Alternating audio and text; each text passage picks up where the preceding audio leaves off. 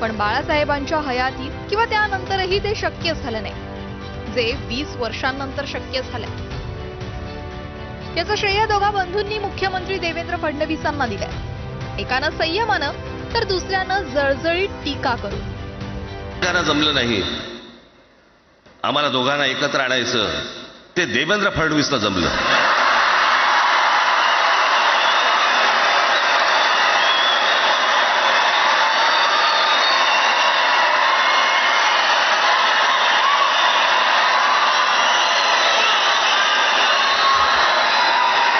पण एक गोष्ट नक्की की आमच्या दोघांमध्ये जो काही अंतरपाठ होता तो आनाजी पंतांनी दूर केला।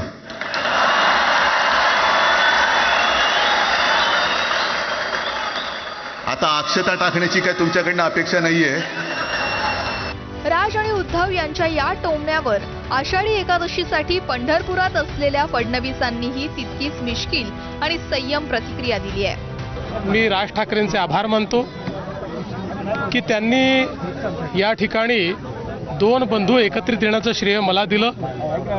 श्रद्धेय बाळासाहेबांचे आशीर्वाद हे मलाच मिळत असतील, पण मला असं सांगण्यात आलं होतं की विजय मेळावा होणार आहे, पण त्या ठिकाणी रुदालीचं भाषण देखील झालं। वरळी डोम मधल्या स्टेजवरच्या या दृश्यानं तिथं उपस्थित लोकांच्या डोळ्यांचं पारणं फिटलं असेल। राज साहेब भी चांगले मराठीच्या मुद्द्यावर चांगले बोलले आणि उद्धव साहेब देखील चांगले बोलले। दोघं एकत्र येण्याची भाषा केली त्यांनी। आता एकत्र 100% झालेत पूर्ण, फक्त औपचारिकता राहिलेली आहे। दोघांनी एंट्री बी भारी झाली, अमित ठाकरेंची बी झाली, आदित्य ठाकरेंची बी झाली। ज्यांची जळेल त्यांचीच जळेल। महाराष्ट्र जो आहे भूमिपुत्र मराठी भाषेचा आहे। ज्या मराठी भाषा त्यांनी इथं जे भूमिपुत्र आणि मराठी बांधव आहेत त्यांचा महाराष्ट्र आहे। ठाकरे बंधूंची युती आता प्रत्यक्षात साकारत असल्याचा विश्वास पक्षाच्या नेत्यांना वाटतोय। संकेत काय, उद्धव ठाकरे साहेबांनी तर सांगितलंच की आज जे आलो आहे ते पुढे सुद्धा एकत्र राहण्यासाठी। ही अतिशय आमच्यासाठी आनंदाची बाब आहे। आज ज्या पद्धतीने एक विंगेतनं एका बाजूने राज ठाकरे साहेब आले, दुसऱ्या बाजूने उद्धव ठाकरे साहेब आले, दोघांनी हस्तांदोलन केलं, महाराष्ट्रातला तमाम मराठी माणूस सुखावला आणि एक आशेचा किरण निर्माण झाला।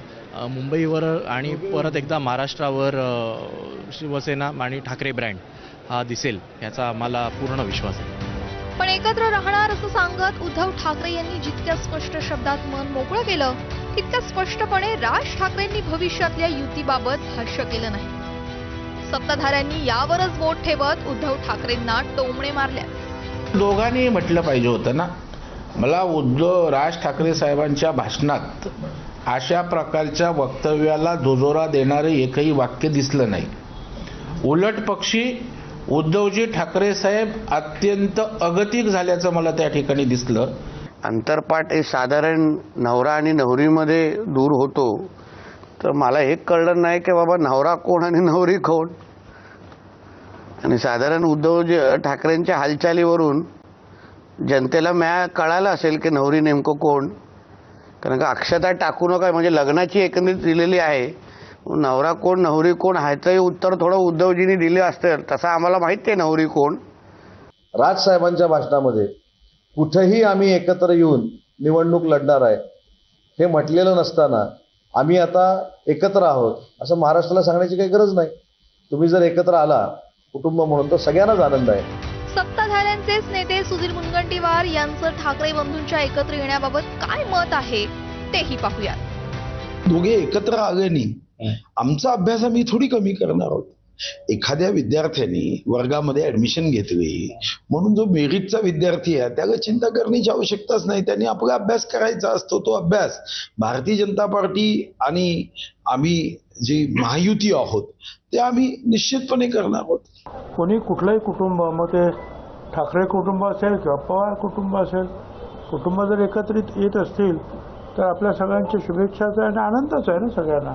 आता राजकीय विचार त्यांचे एकमेकाला किती जुळत आहेत त्याचा विचार करावा लागेल। आणि ती जी काही कारणं की ज्यामुळे राज ठाकरे बाळासाहेब असताना शिवसेनेतून बाहेर पडले, त्या कारणांचं काय झालं, त्या कारणांचं जे आहे शहानिशा झाला का,